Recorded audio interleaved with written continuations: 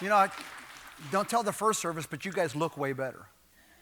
Really, because you guys are kind of with it. And I could tell they got up too early.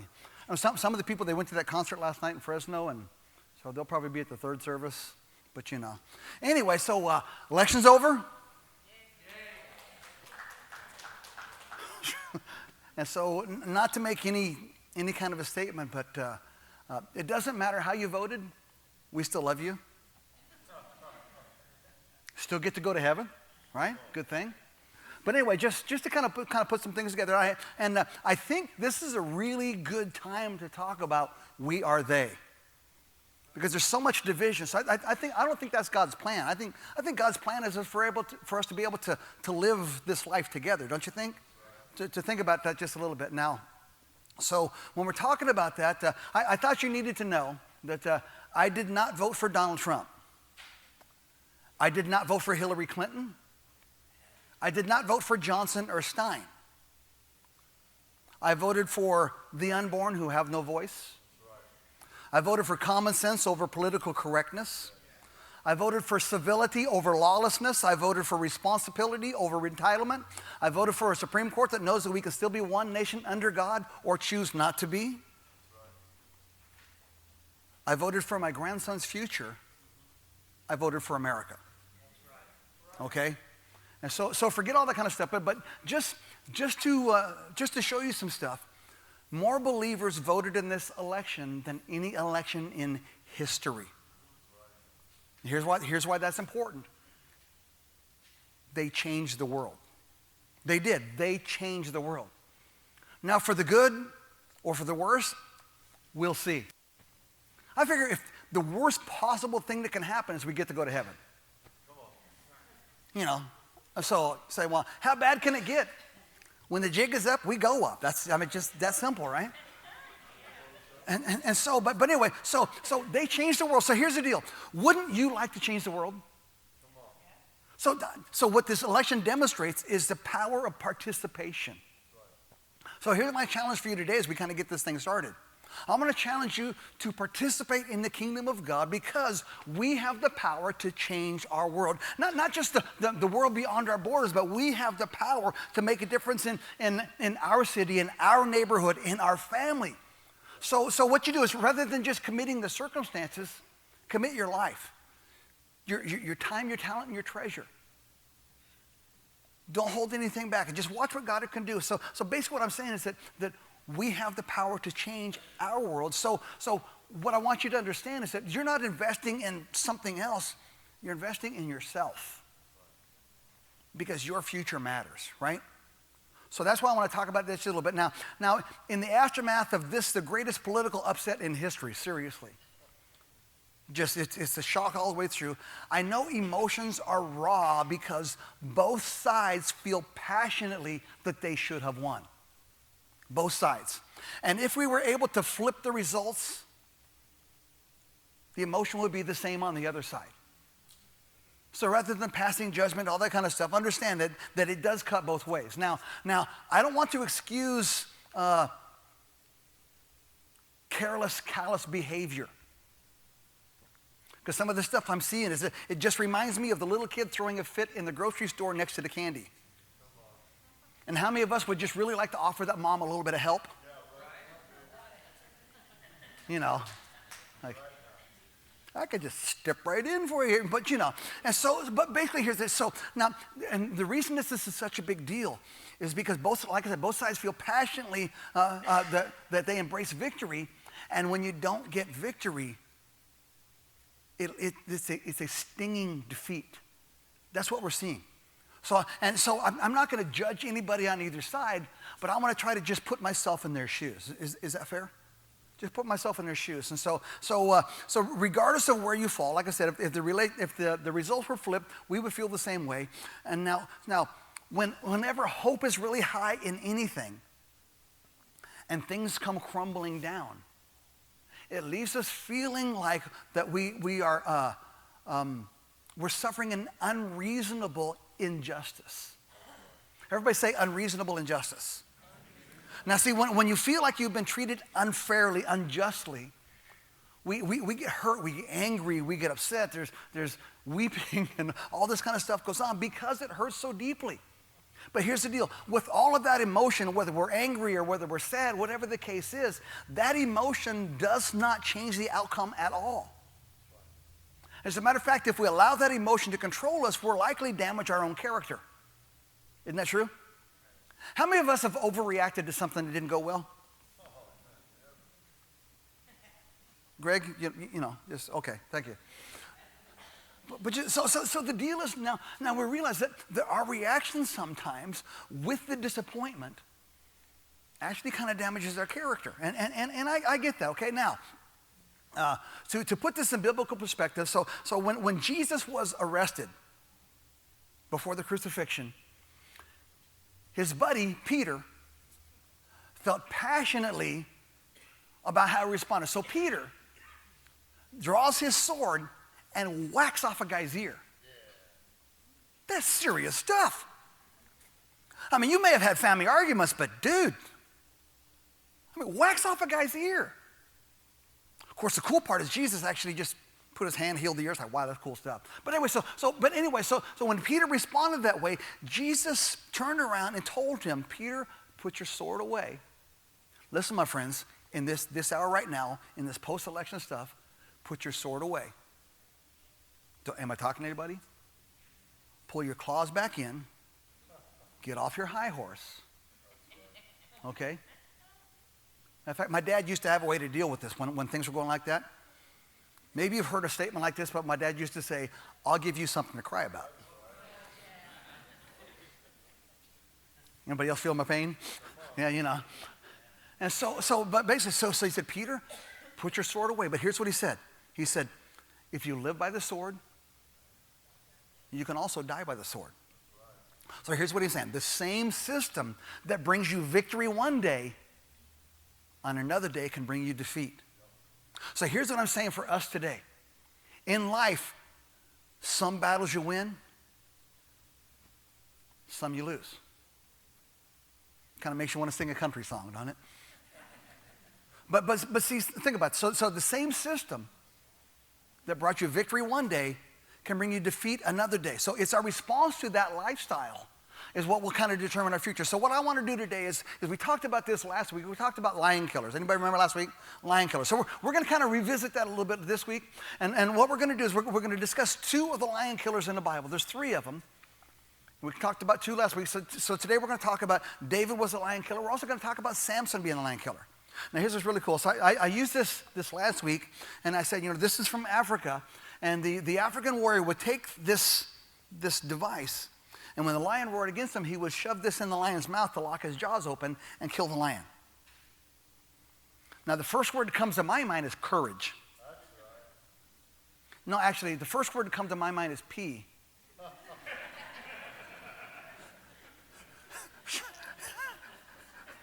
It's like, yeah, okay. You want to hear something just absolutely freak me out today? Totally freaked me out. In the first service, after service, a guy comes up to me, and he's got a really heavy accent. And he tells me, he says, I'm from Africa. Are you shocked already? And then he says, the lion killer, he called it the lion killing device. He said, that's my tribe. What? He goes, yeah. He said, when I first saw you, he goes, how did you get that? He hasn't seen one since he left his tribe. Tell me God ain't in charge of this thing. God is just doing some incredible stuff. And so think about this just a little bit, okay? So of course, when you're facing the difficult places in life, when you're facing these tragedies and things that are going on, it takes an unbelievable amount of courage. And I think that there's more in than you what you realize. So taking a look at these two lion killers. So the first one is David. And so just some perspective. So David had been completely forgotten by his dad. How many parents have ever forgotten your children? Come on, admit it. We already know. We know. You drive away and you count heads, you go, it seems to be off. I mean, there's a couple times I was pretty sure my dad did it on purpose. But anyway, but David was forgotten by his dad. He was dismissed by the prophet Samuel. He was criticized by his brothers, and he was completely belittled by King Saul. So when he was asked, what makes you think that you can defeat the lion? His qualification simply said, I've killed lions. The other lion killer, his name is Samson. Okay, and Samson in Judges chapter 14, he's completely set apart by God for something special, but even though he's set apart, he lives in a very oppressive system. Anybody ever feel like that the world around you is trying to kill you? Like, sheesh. And not only that, everything around, even in his own family, compromise is just going crazy. It would have been really easy for him just to simply fit in. But the scripture says one day a lion roared against him. Matter of fact, I love the way it says this. It said a lion surprised him. I don't know about you, but I think a lion would surprise me. So the lion attacked him, and the Spirit of the Lord came on him. And I love some of the stories in the Bible. So he said that he tore the lion in half with his bare hands. Is that cool or what? WWE got nothing on Samson. Nothing. Just crazy stuff. Okay, now, the two lessons for us lion killers from these two lion killers. Number one is your past spiritual success is what qualifies you for your current challenge. Your past spiritual success, that's what qualifies you for your current challenge. What makes you think you can kill giants? Because you've already killed lions. What makes you think you can get through this? Because you've already gotten through other stuff. What makes you think you can get your joy back? Because I've been depressed before and I got over it. Your past spiritual success is what qualifies you for your current challenges. The second lesson is you'll never know the strength of God in you until that strength is challenged. Now, it's something I discovered is that Loretta and I were going through just a dark, dark season. Anybody ever go through a season when you feel like you're absolutely sure God is trying to kill you? Seriously, it was so bad. I was working on a job, and they asked, how much life insurance I wanted. I took the maximum. Not because I really cared about the future. I just didn't think I had one. It was bad, and I was talking to somebody, and they said, "Hey, how's it going?" So you just pour your heart out. Sorry, and here's what this guy said. He goes, you know what? You just got to trust God. Shut up. You serious? But here's the irony. Because previous to that, things were going pretty good, and people would come to me and they say, "Hey, Dave, man, here's what's going on." You know what I told them? Isn't that crazy? But see, here's the deal. You'll never know the strength of God in you until it's challenged. Okay, so now what I want to do is I want to kind of draw something out of Samson's story about the killing this lion that maybe we don't realize or maybe we don't see. So in Judges chapter 14 and verse 5, here's what it says. It says, Samson went down to Timnah together with his father and his mother. As they approached the vineyards of Timnah, suddenly a young lion came roaring toward him. And that's when he just tore him in half, and it's just really cool scene. And that'd make a good movie, huh? And so, now here's what I want to point out. It wasn't just a lion. It was a young lion. Young lions, they're not really good at stalking their prey. They're kind of clumsy. Young lions don't know how to give that decisive blow. Young lions don't have many victories. So basically, here's what I'm saying. Some battles that we fight are easier than other battles. You guys know what I'm talking about? Some things, guys, you're like, got this. And some battles are like, oh, so now get this. While he did really good at killing the young lion, his arrogance caused him to miss a stronger lion. Because later on down in that same chapter, Judges chapter 14, when he gets home, he finds out his wife betrayed him. Let's not even get started on that, right? He found out his friends abandoned him. Anybody ever heard, "I'm with you, bro"? He was like, "Really, dude?" And his enemies tricked him. So even though he killed the young lion, he wasn't prepared for the stronger lion. You still get it? Okay, now sometimes the strongest lions, they're not the ones that rage against us every day. I think some of those strong lions that we really wrestle with, I really think that for many of us, the strongest lion is failure. It's failure in relationships. When a relationship is falling apart, we're terrified in another relationship because we're afraid that's going to fall apart. When we've had financial hardships and something happens or whatever, and we get laid off and feel like it's a failure, or maybe our kids are just being brainless wonders. You know, you're like, who are you? Or maybe it's a personal failure where we made some decisions or gotten caught up in some things that have just wrecked everything in our life. See, my friend, those are the strongest lions. Those are the ones that we don't do so well with. Those are the ones that take advantage of us. So it's the ones where we were sure that we could and find out we can't. Where we were positive we were going to win and we wind up losing. Where we're doing the right thing and the wrong things happen. Those are the strong lions. Matter of fact, it says this in the book of Proverbs, chapter 22, verse 13. It says that the lazy person claims that there's a lion out there. If I go outside, I might be killed. So I'm going to change that just a little bit. The person who has been beat up, the person has been beat down, the person that has been destroyed by something, the person that has a personal failure is terrified when that lion starts walking around. So what they do is they hide in the shadows because I'm afraid I will lose again. Am I talking to the right people?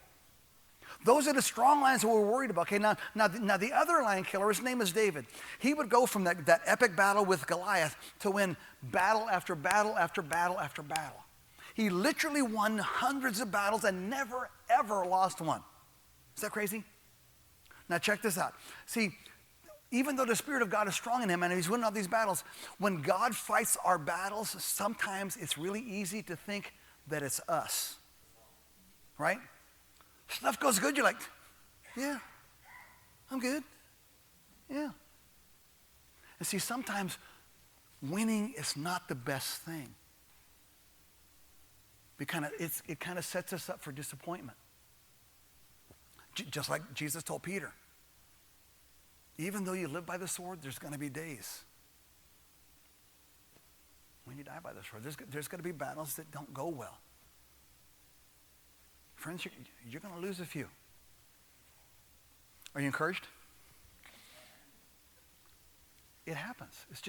It's part of it, okay? And now, see, it gets us that false sense of security and that disappointment. And that disappointment, that's where we feel like we've been treated unfairly, like it's unjust. And when we've been treated what we feel like is unjust, we blame others or we shake our fist at God. How could you let this happen? That's what Gideon said in Judges chapter 6. God, if you're with us, how could all these terrible things happen to us? Because we lose some of the battles. Because sometimes all of our victories kind of pile up and we think that we're not supposed to lose any. But friends, if you live by the sword, sometimes you die by the sword. And see, that's what kind of brings us to this post-election chaos where people are like, oh, I can't believe this. It is unfair. See, we try to blame others. Realize, sometimes you win, sometimes you lose. Don't sing.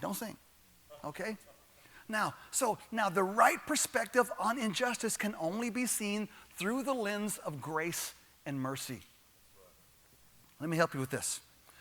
What grace is when you get what you don't deserve. Mercy is when you don't get what you do deserve. Okay?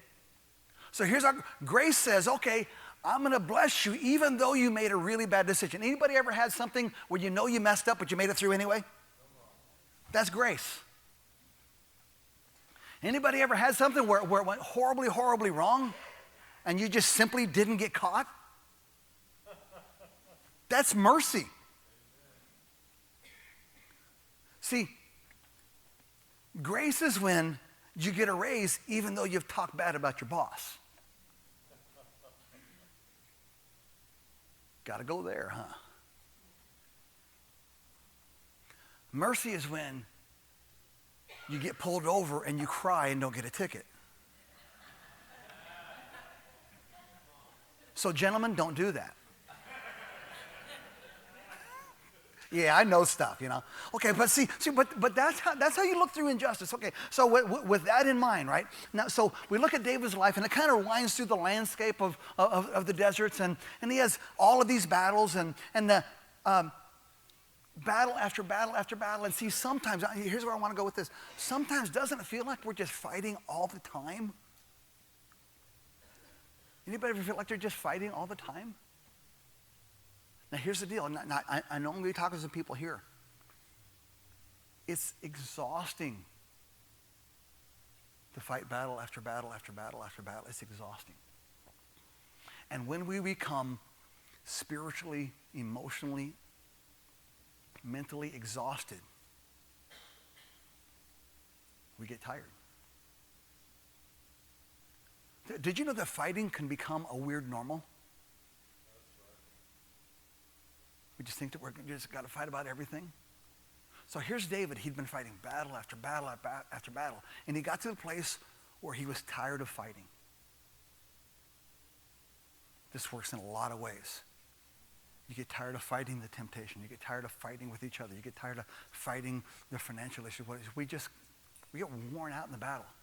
So what David did, and I think what a lot of us can do, David settled for something way less.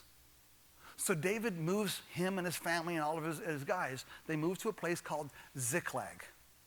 Everybody say Ziklag. I just wanted you to say that just so you could practice, right? So now here's the deal. Ziklag is not where he's supposed to be. Ziklag is actually in enemy territory. Here's what I want you to get. Sometimes we settle for way less than we're supposed to. Living a life that we know that it's not the life we're supposed to live, but we just have lost our will to fight.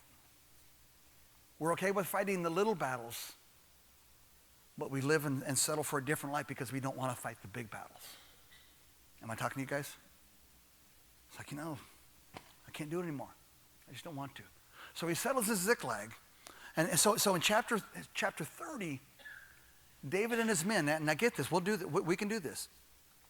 He chooses to fight some battles, but avoids other battles. Doesn't that sound familiar? It's like, I'll fight that one, I'll fight that one. It's like, yeah, I'm not going to dig into that. So, sometimes a guy told me this way. He said, sometimes you just don't want to stir up any more devils than you can cast out, right? And so he's fighting the young lions while ignoring the strong lions. So it's down in chapter 30, verse 3 through 4. Here's what he says. It says, when David and his men came to Ziklag, they had found it destroyed with fire, and their wives and their sons had been taken captive. Listen, this is what is so important. Sometimes we can be fighting all these other battles, doing all these other things, not understanding we're losing the battles that really matter. I think we do that a lot. I think we get so caught up in fighting each other and defending our territory and making our point that we don't realize the fallout. So they came and Ziklag was burned with fire, and their wives and their children were gone. And as it says, so David and his men wept aloud until they had no more strength left to weep. And so, lost everything. See, while we're off killing the young lions that don't matter, back at home, we're losing the battle to the lions that actually do matter. Are you guys with me? See, now when the strongest lions come in and they start to dismantle our life, we understand what it is to be frustrated, to be angry, to be hurt. We understand what it is to weep until we have no more power to weep. Now the way that I read this, David got to the place where he was numb. Anybody recognize that phrase? I don't know what I feel. I don't know what's going on. I'm just numb. That's what it is to weep until you have no more strength to weep. We become numb because we're so shocked. But see, this is what I'm telling you today. The battle's not over. I'm going to give you some instruction. You ready for this? When you come to that place and you're just really weary from the battle and things aren't going well and you felt like that you should have won the battle and it didn't go so good, talk some Jesus to yourself. Come on now, I'm talking to you guys. Talk some Jesus to yourself. Greater is he that is in me than he that is in the world. No weapon formed against me will prosper. No tongue that is raised will stand. If God is for us, who can be against us? My friend, here's what I'm telling you. When the battle is not going well, it's time for you yourself to talk some Jesus to yourself. Here's what it says in 1 Samuel chapter 30 and verse 6. David strengthened himself in the Lord. What do you do with that? You say, you know what? I know I'm facing a hard place, but you know what? God showed up and I killed the bear. God showed up, I killed the lion. God showed up, I killed the giant. God showed up and I've won every single battle. God has not brought me this far to abandon me. I'm going to strengthen myself in the Lord, and I'm going to find out what God's next chapter is.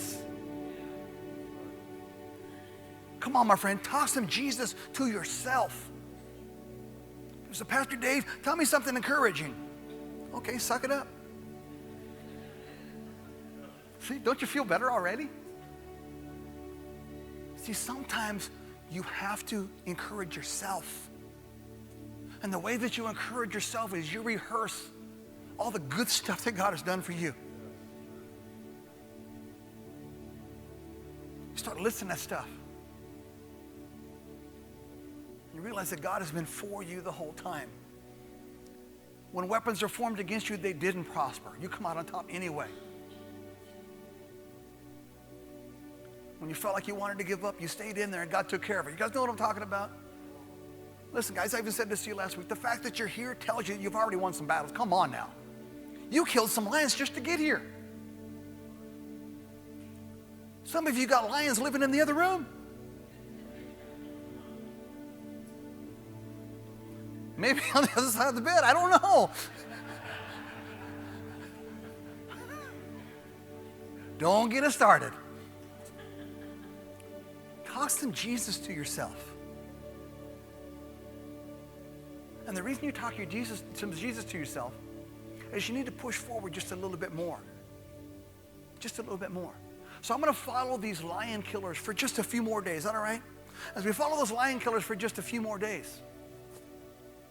Here's what it says in 1 Samuel chapter 30, verse 9. It says, and David went, he and the 600 men who were with him, and they came to the brook Besor, where those stayed who were left behind. But David pursued, he and 400 men, for 200 stayed, who were so weary they couldn't cross the brook Besor. Here's what I'm saying. You're going to come to the place where you want to quit. That's the brook. You're going to come to the place where you say, you know what, I don't even know if it's worth it. I don't even know if I can. My friend, if you can push past that by itself, that one thing. I know that there's people in the room, you're right there. Want to hear something interesting? Want to know what Besor means? It means easy. It's easy to quit. It's easy to give up. It's easy to take the path of least resistance, but that path doesn't lead to promise. That path doesn't lead to God's blessing. It doesn't lead to God's best. My friend, here's what I'm saying. If you're at a crossroads in your life, don't stop at the brook. Push on just a little bit more. If you follow these guys for literally just a few more days, you'll see this in 2 Samuel. Chapter 2 and verse 4. When Ziklag burned. Rather than rebuilding Ziklag, David and his men moved to Hebron. And it was there in Hebron where he became king. So here's where a lot of us are at right now. Listen close. Your Ziklag may be burning. Pastor Dave, man, it's falling apart. I don't get it. I don't understand. I was doing the right things and all this bad stuff keeps going on. It just seems so unfair. Ziklag is burning. When Ziklag burns, the next place God takes you is into his promise. So it was way back in 1 Samuel chapter 15 that God told David, you're going to be king. But he had to go through all this, we'll call it stuff. You can call it whatever you want. We'll just call it stuff. See, it only works if you use a little attitude when you say stuff. Try it. Just stuff.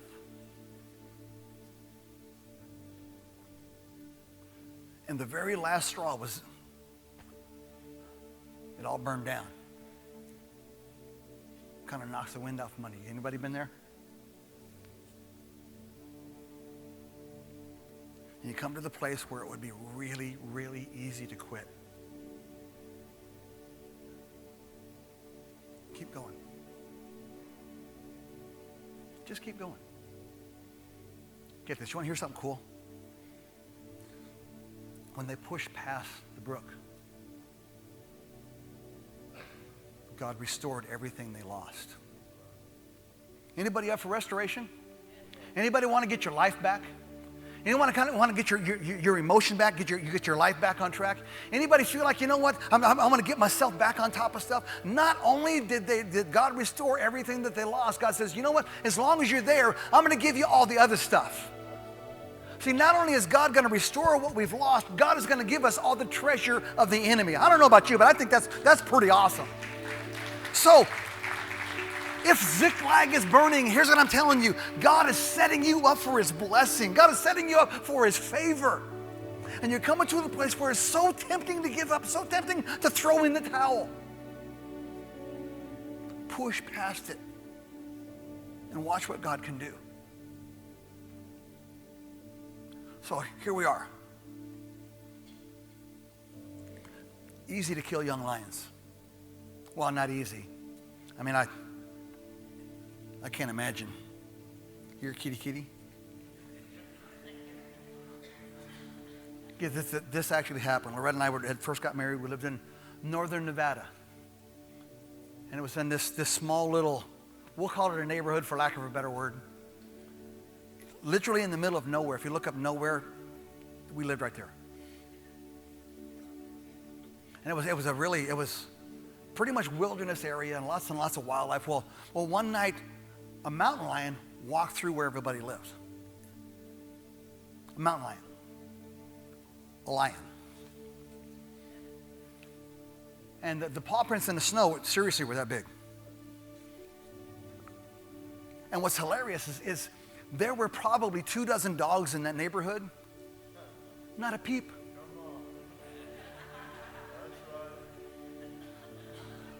It's hilarious. I can imagine 2 dogs like, you say something, I don't say nothing.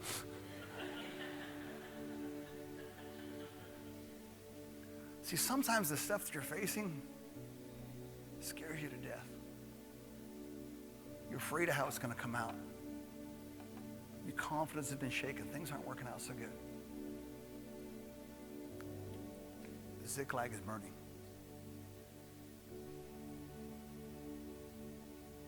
Could you just go on just a little bit more?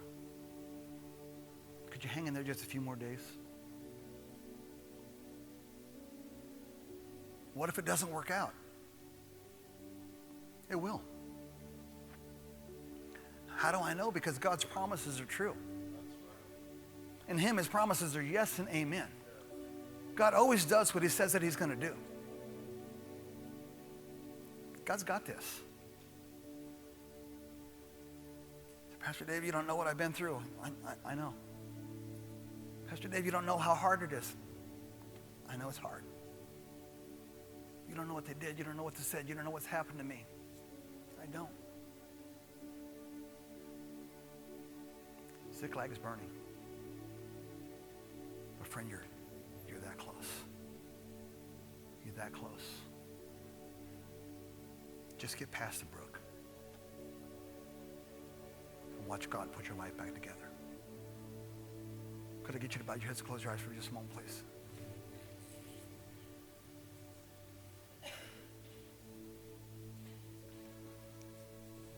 I wonder if there's anybody sitting here today that you're right on the edge, man. Life has been kind of coming unraveled. Ziklag is burning. You totally get it. You're exhausted from the battle. You're tired of fighting. It's so easy to give up. It's so easy to say, you know what? I just don't want to mess with it. And you feel like today that I've been talking to you. I'm not going to ask you to stand up. I'm not going to ask you to come to the front. But I would like to be able to pray for you. Because you matter. So while everybody's head is bowed, everybody's eyes are closed,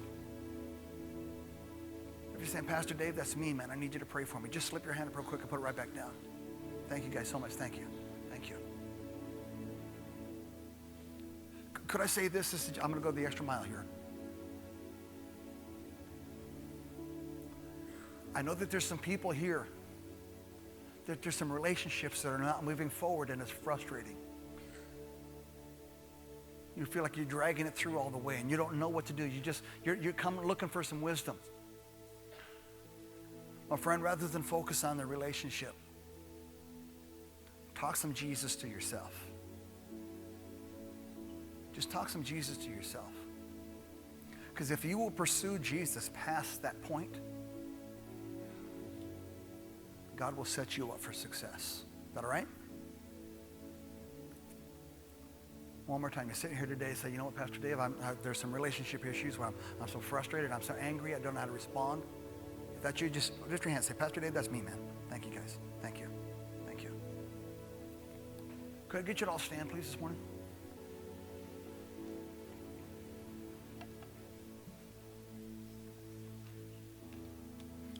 You know those lions could be anything, right? See, sometimes the strongest lions I face are the mistakes that I've made in the past.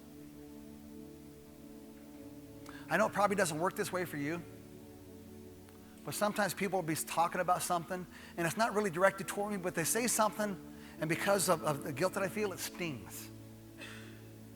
And I get quiet. Anybody else do that?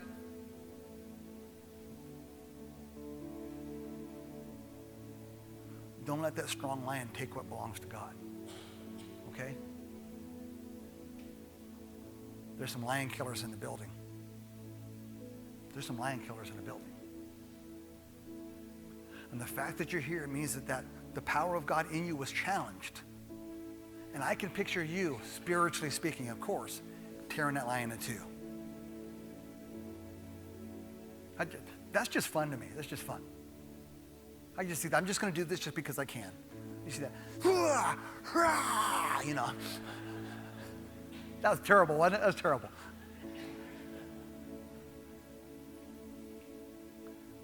If Ziklag is burning, my friend, you're in a good place. If Ziklag is burning, you're in a good place. David did not rebuild Ziklag. He let God move him to Hebron, so promise can be fulfilled, okay? So here's what we're going to do. We're going to pray. The moment we begin to pray, some of you guys are facing some huge challenges. It's the stuff that's stuck in your head. Join with one of our prayer partners. These are lion killers. Hey, Roger. Hey, Roger. Ziklag ever burned down on you? Did it hurt? Still feel bad, huh? You're living in Hebron. Sometimes the stuff that seems to be being torn away from us is what makes room for what God wants to give us.